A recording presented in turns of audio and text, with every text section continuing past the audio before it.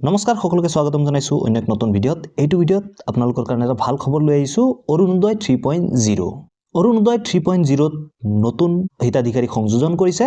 অৰুণোদয় 2.0 মুঠ হিতাধিকাৰীৰ সংখ্যা আছিল 37,39,044 গৰাকী আৰু নতুনকৈ সংযোজন কৰিছে 2,31,848 গৰাকী। টোটেল হৈ গৈছে 39,70,892 গৰাকী। টোটেল বাজেট হ'ব 3,645 কোটি টকা।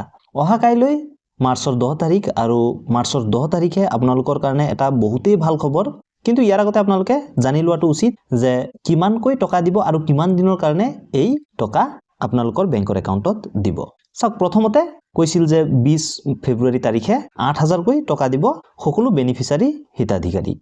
অৰ্থাৎ 4 মাহৰ কাৰণে যি 1250 টকা আছে সেইটো মিলাই হয় 5,000 টকা আৰু বিহু উপলক্ষে আপোনালোকক দিব 3,000 এক্সট্ৰাকে। অৰ্থাৎ টোটেল 8,000 টকাকৈ আপোনালোকক দিব। কিন্তু এতিয়া নতুনকৈ আকৌ 1,000 টকা এটা যোগ কৰিছে। অৰ্থাৎ মাৰ্চৰ 10 তাৰিখে আপোনালোকক 9,000 কৈ টকা দিব। 4 মাহৰ অৰুণোদয়ৰ টকা একেলগে দিব আৰু লগতে আপোনালোকক 4,000 টকা বিহু উপলক্ষে দিব। এইখিনিতে আপোনালোকক কৈ দিওঁ যে ইলেকশ্যন চলি থকা সময়ত কোনো চৰকাৰী ধন বিতৰণ কৰা নহয়। সেয়েহে আপোনালোকক এই 4 মাহৰ পইচা একেলগে দি দিব। লগতে আপোনালোকক যি বোনাছ হয় 4,000 টকা এক্সট্ৰা, অৰ্থাৎ মুঠ 9,000 টকা আপোনালোকক দিব।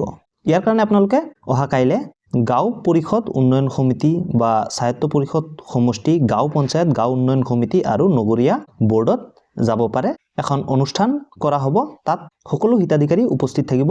ৰাতিপুৱা 10:30 বজাত আপোনালোকৰ একাউণ্টত এই 9,000 টকাকৈ সোমাব। লগে লগে আপোনালোকে মেছেজ পাব। আৰু এতিয়া আৰু এটা প্ৰশ্ন হয় যে ইয়াৰ পিছত আপোনালোকে এই অৰুণোদয় পাবনে নাই। তো এইখিনিতে আপোনালোকক জনাই দিওঁ যে যদি এই চৰকাৰটো অব্যাহত থাকে নিশ্চয়কৈ আপোনালোকে এই আঁচনিৰ ধন প্ৰতি মাহে আগলৈও পাই থাকিব। যদি চৰকাৰ সলনি হয় তেনে ক্ষেত্ৰত কথাটো বেলেগ হ'ব পাৰে। হয়তো আপোনালোকৰ এই আঁচনিটো স্থগিত কৰি দিব পাৰে। মুখ্যমন্ত্ৰী ছাৰৰ এই আঁচনি আপোনালোকৰ কেনেকুৱা লাগিল আপোনালোকে কমেণ্ট ছেকশ্যনত জনাবলৈ নাপাহৰিব। ধন্যবাদ। জয় আই অসম।